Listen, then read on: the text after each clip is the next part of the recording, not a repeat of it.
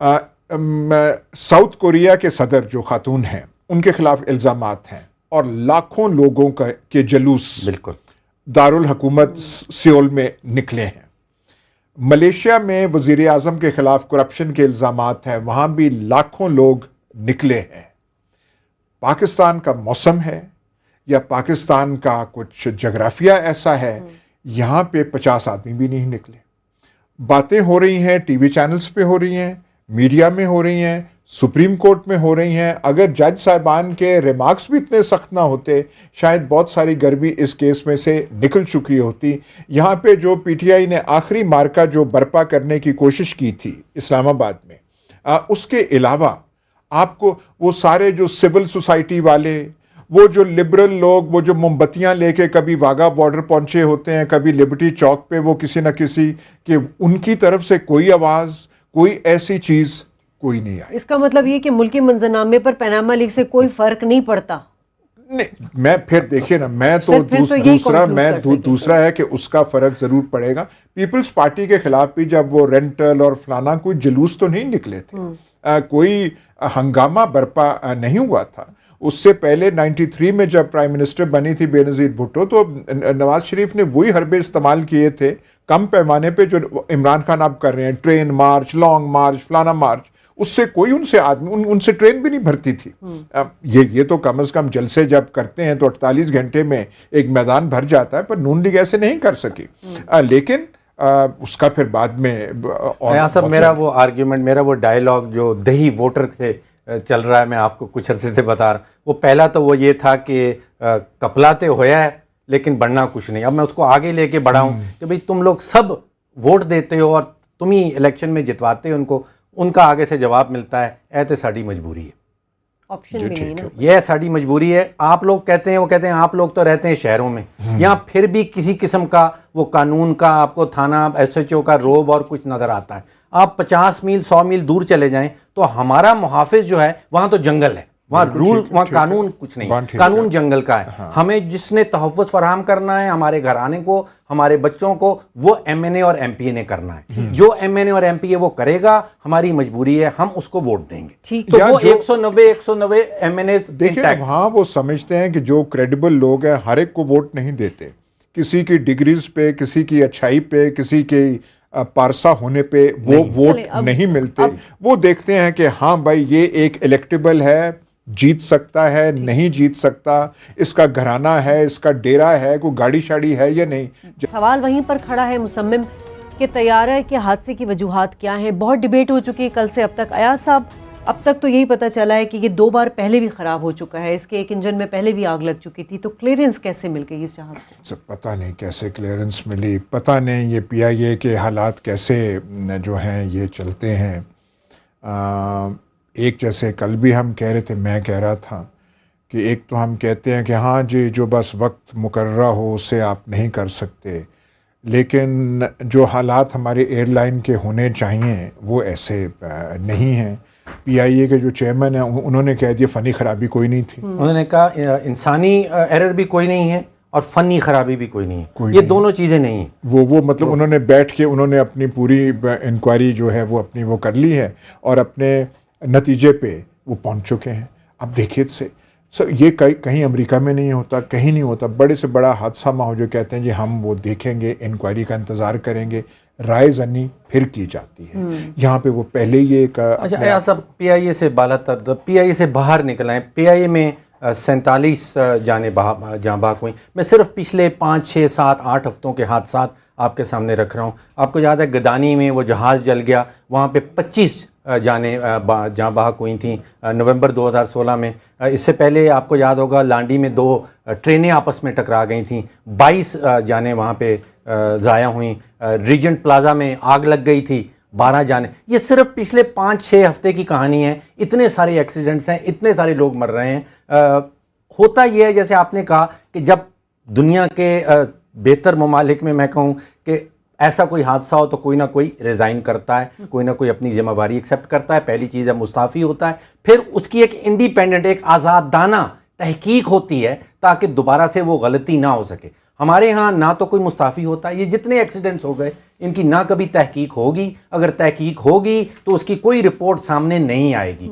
जो international statistics हैं air crash के हवाले से, वो कहते हैं कि आज तक जितने भी एयर क्रैशेस हुए हैं उसमें से 50% जो है वो पायलट का एरर होता है, और 22% कहते हैं मैकेनिकल एरर है, कोई कंपोनेंट आपका ख़राब हो जाता है, और 12% मौसमी वजूहात होती हैं।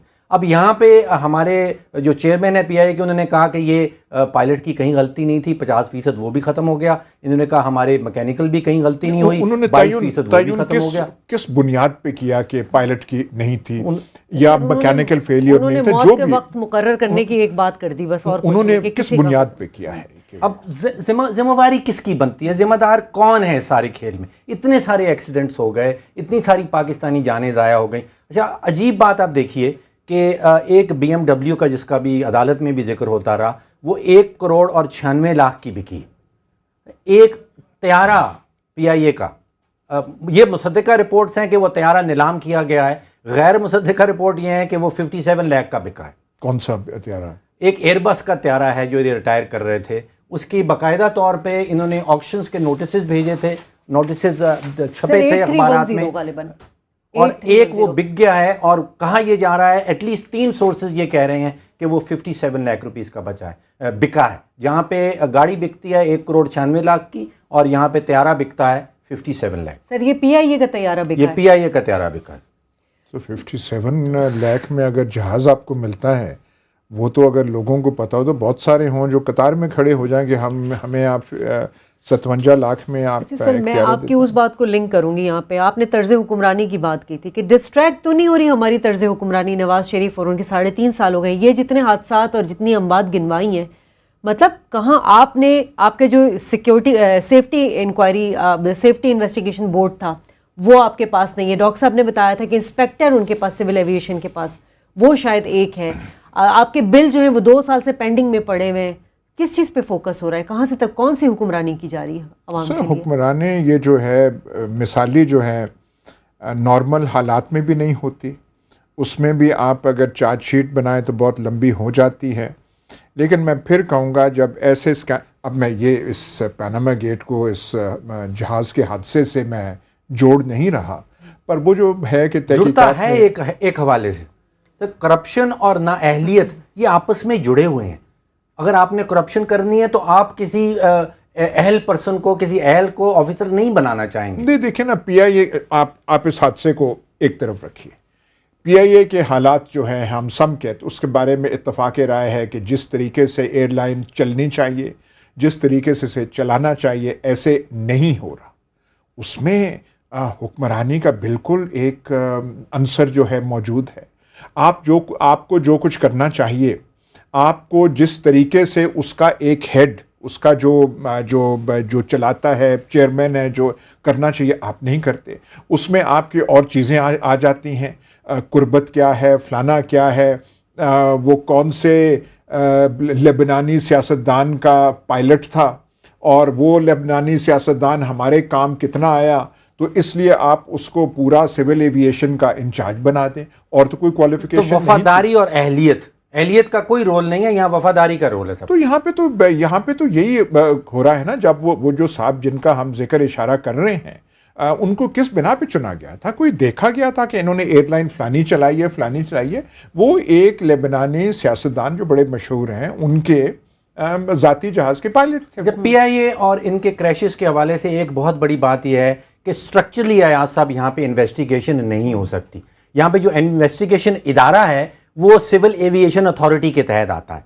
अब सिविल एविएशन अथॉरिटी तो रेगुलेटर है, वो खुद से रेगुलेट करती है, वो खुद से सर्टिफाई करती है जो पीआईए इंजीनियरिंग मेंटेनेंस करके भेजता है। अब आप खुद ही रेगुलेटर हों और आप खुद ही उसकी इन्वेस्टिगेशन कभी भी नहीं कर पाएंगे। अगर करेंगे तो वो कवर अप होगा, इन्वेस्टिगेशन नहीं होगी। तो स्ट्रक्चरली इस मुल्क में इस वक्त कोई इंडिपेंडेंट तहकीकाती एजेंसी नहीं है जो इस क्रैश की इन्वेस्टिगेशन कर पाए। ये आप लगाएंगे एसआईबी का जो आपने जिक्र किया, वो एसआईबी उन्हीं का हिस्सा है, उन्हीं के, वो उससे आप इन्वेस्टिगेशन किस तरह एक्सपेक्ट कर सकते हैं? तो एक तो हमारे पास स्ट्रक्चरली तरीका ही नहीं है, यहाँ पे सियासी नीयत ही नहीं है कि किसी किस्म की तहकीकात की जाए, या सारा मामला कवर अप का होता है। Everything has to be covered up. नहीं, पर देखिए फिर कैसे फिर मामला ठीक होंगे। 3-3.5 साल मौजूदा हुकूमत को हो गए हैं। PIA उसमें जो इन्होंने मसाइल जो विरसे में इनको मिले थे, PIA एक है और पब्लिक सेक्टर एंटरप्राइजेज हैं, किसके बारे में क्या फैसला हुआ है? मैं आपसे आज पूछूं कि 3.5 साल में हासिल क्या किया है? एक तो मैं खुद एतराफ़ करूंगा, लोड शेडिंग कम हुई है, उसका वो है, उसका आप महसूस करते हैं। उसके अलावा क्या आपके जो फाइनेंशियल किताबें हैं, जो बजट के हैं, जो आपकी मईशत के हैं, वो कोई बेहतर हुए हैं? कोई आपके कर्जा जो है कम हो गया है? आपके वो जो आप देते हैं subsidies public sector, bleeding sector enterprise, बिजली का वादा किया था याद था, वो पूरा कर दिया। बहुत बड़ी इसी तरह बहस करते रहेंगे और एक और हादसा रोनुमा हो जाएगा। लेकिन नाजरीन, जाते जाते एक तो डॉक्टर साहब अयाज अमीर साहब का शुक्रिया अदा करना चाहूँगी। यही कहना चाहूँगी, वक्त करता है परवरिश, बरसों हादसा एकदम नहीं होता। हमारे ये जो 47 जानें शहीद हो गई हैं, सब बहुत कीमती